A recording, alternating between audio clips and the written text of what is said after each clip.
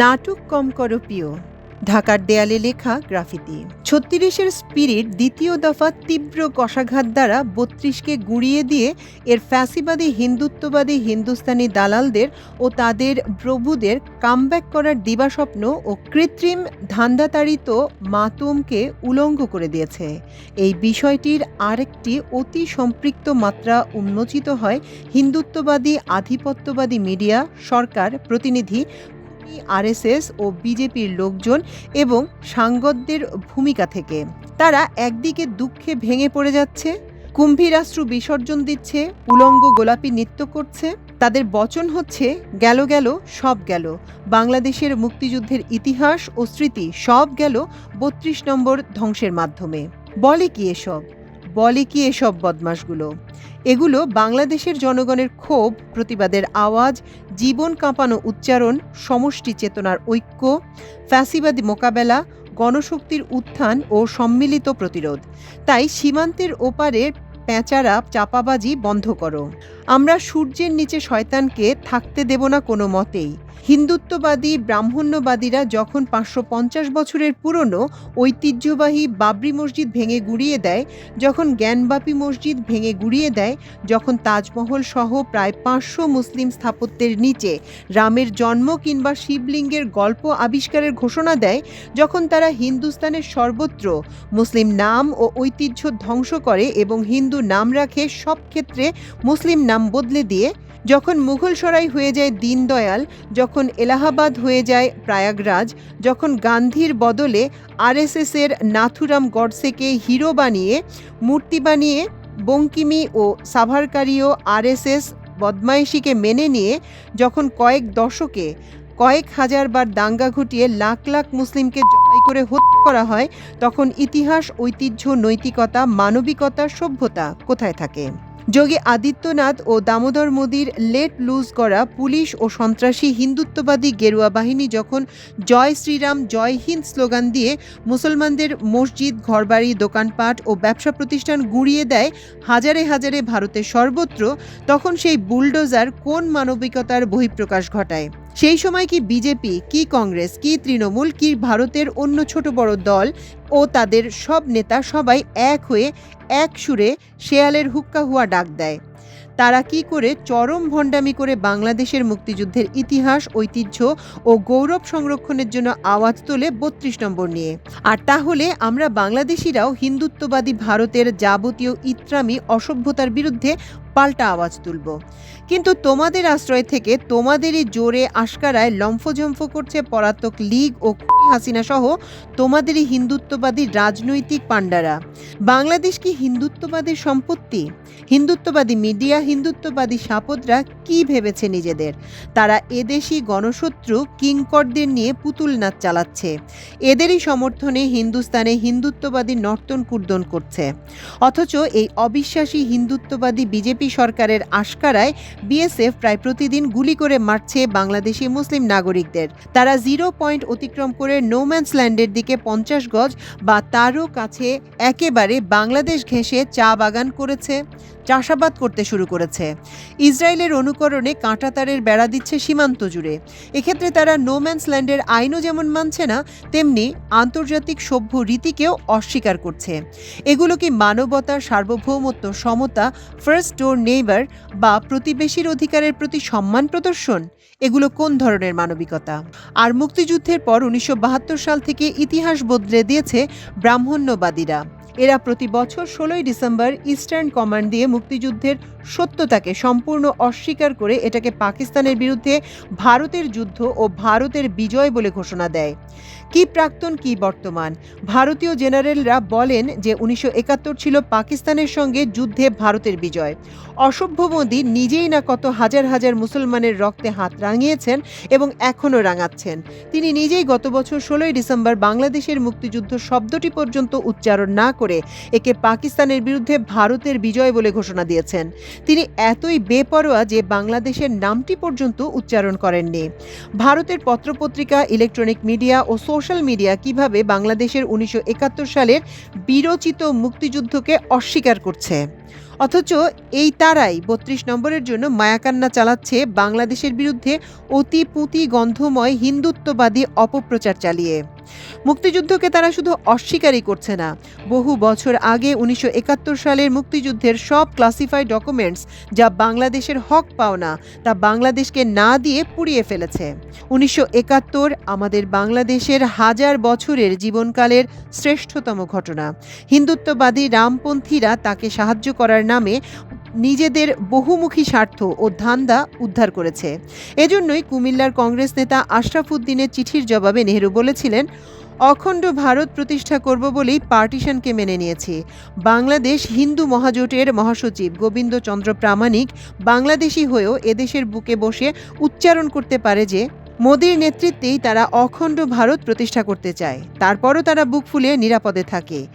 একই উদ্দেশ্যে ইন্দিরা গান্ধী ১৯৭১ সালের ১৬ ডিসেম্বরের পর বলেছিলেন, হাজার সাল কা বদলা লে লিয়া, অর্থাৎ হাজার বছরের মুসলিম শাসনের প্রতিশোধ নিয়েছি। এজন্যই রাহুল গান্ধী একবার আমেথিতে এক রাজনৈতিক সভায় প্রকাশ্যে বলেছিলেন, কংগ্রেস যা চায় তা করেই ছাড়ে, পাকিস্তানকে ভাঙতে চেয়েছিল, ভেঙেই ছেড়েছে। একই কারণে ভারতের সামরিক কর্তা ব্যক্তিরা একের পর এক গত ৫৪ বছরে বারংবার ঘোষণা দিয়েছেন ১৯৭১ সালের বাংলাদেশ থেকে সৈন্য প্রত্যাহার করা ভুল হয়েছে। তারা বাংলাদেশকে ওভাররান করা তথা পায়ে মারিয়ে যাওয়ার দাবি করেছেন। কি ভয়ঙ্কর উদগ্র বাসনা হিন্দুত্ববাদীদের! জেনারেল থেকে সামরিক বিশেষজ্ঞ সবাই হুক্কা হুয়া গিয়েছেন। বিভিন্ন সময় বাংলাদেশকে ভারতের রাডারের বাইরে যেতে দেবেন না বলে আস্ফালন করেছেন ভারতীয় শত্রুরা। ১৯৭১ সালের ১৬ ডিসেম্বরের পর বাংলাদেশ থেকে পাকিস্তানি ৯৫,০০০ সৈন্যের ফেলে যাওয়া যাবতীয় অস্ত্রশস্ত্র, গোলাবারুদ, ওয়্যারলেস সেট, ক্যান্টনমেন্টগুলো ও হাসপাতাল সহ সব স্থাপনা থেকে যা পেয়েছে প্রকাশ্যে ওয়াগন ও কনভয় ভরে লুট করে নিয়ে গেছে। সব আর্মড কার ও ভেহিকেলগুলো ডাকাতি করে নিয়ে গেছে। তৎকাল পর্যন্ত বিশ্বের ইতিহাসে প্রাপ্ত নজিরবিহীন আর্থিক সহায়তা ভারত আত্মসাৎ করেছে। ট্রান্সশিপমেন্ট ও মাল্টি মোডাল করিডোর নিয়েছে। বাংলাদেশের আকাশপথ, স্থলপথ, নৌপথ ও বন্দর একচেটিয়া ব্যবহার করেছে। কবজায় রাখতে পেরেছে বাংলাদেশে সেবাদাস মুজিব ও সেবাদাসী হাসিনাকে ক্ষমতায় বসিয়ে রেখে। অথচ তাদের ইস্টার্ন ফ্রন্টে কোনো সৈন্যবাহিনী রাখতে হচ্ছে না এবং খরচও বহন করতে হচ্ছে না। তারা বাংলাদেশ সহ পূর্বাঞ্চলের 7 সিস্টার্সকে বাংলাদেশকে ব্যবহার করে লুটপাট করছে। তারা পানি সন্ত্রাস, প্রচার সন্ত্রাস, তথ্য সন্ত্রাস, গোয়েন্দা সন্ত্রাস, জঙ্গিবাদ, মৌলবাদ, হিন্দু কার্ড ও ইসকনি কার্ড খেলে চলেছে। বাংলাদেশের পরিস্থিতিকে বিপর্যস্ত করে তারা পেরেছে বাংলাদেশকে বাজার বানাতে, বাংলাদেশের জনগণকে দাস বানাতে। প্রতিষ্ঠান, সরকার, আমলাতন্ত্র, পুলিশ, বিজিবি, সশস্ত্র বাহিনী সবকিছু কবজা করেছে তারা। ২০২৪ সালের ২৬শে জুলাই বর্ষা বিপ্লবের মাঝ দিয়ে বাংলাদেশের তাওহিদি জনতার রুখে দাঁড়িয়েছে নিকৃষ্টতম হিন্দুত্ববাদী অনাচারের।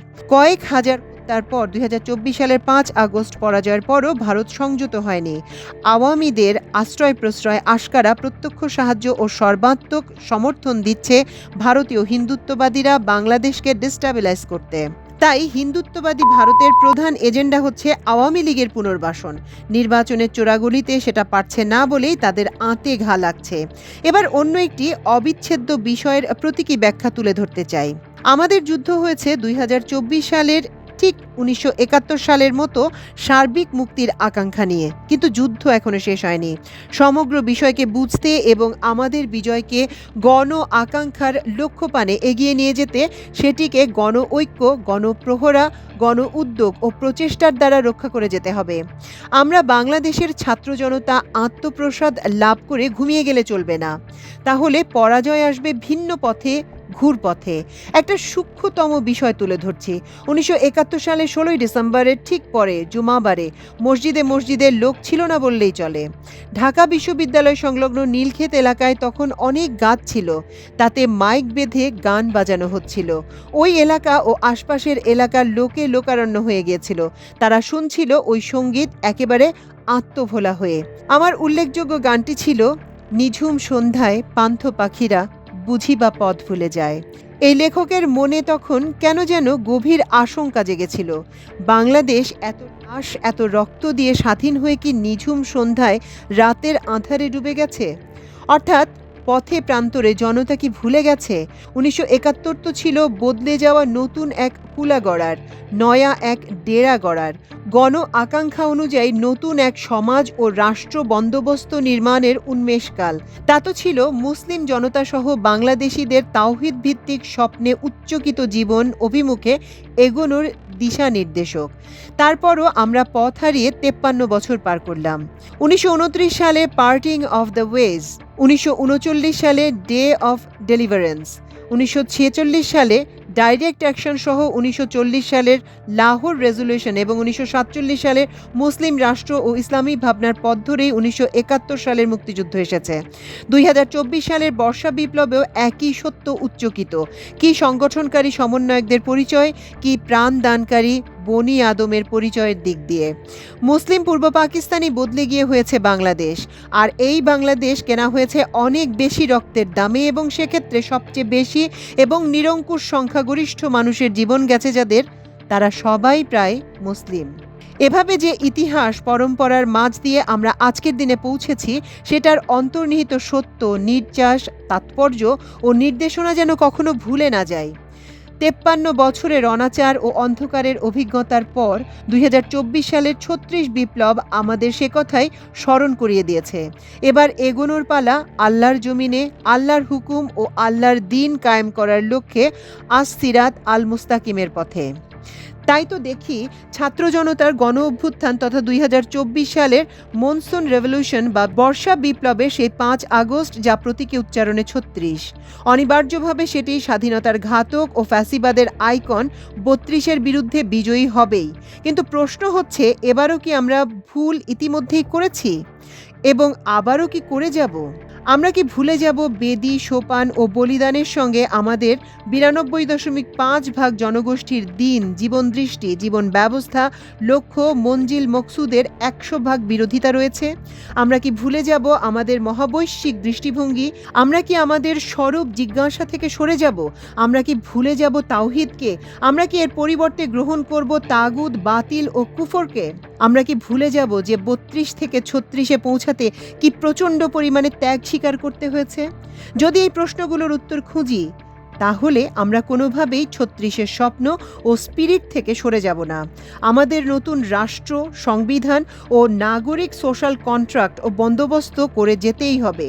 তা যতই বন্ধুর, কঠিন ও চ্যালেঞ্জিং পথে হোক না কেন। সিদ্ধান্ত নিতে হবে অযুত ছাত্র জনতাকে। কোনো অবস্থাতেই পরগাছা তঞ্চক মধ্যস্বত্বভোগীদের মাতবরি করতে দেয়া যাবে না। হয় স্বাধীনতা, দ্বীন, গণসম্মতি, নয় পরাধীনতা, তাগুত, বাতিল আর বিবর চেপে বসা। বাছাইটি জনগণকেই করতে হবে। তাদের ঠিক করতে হবে ৩২ আবার ফিরে আসবে নাকি আমরা জনগণের ৩৬কে নিয়েই নতুন দিগন্ত পানে এগিয়ে যাব।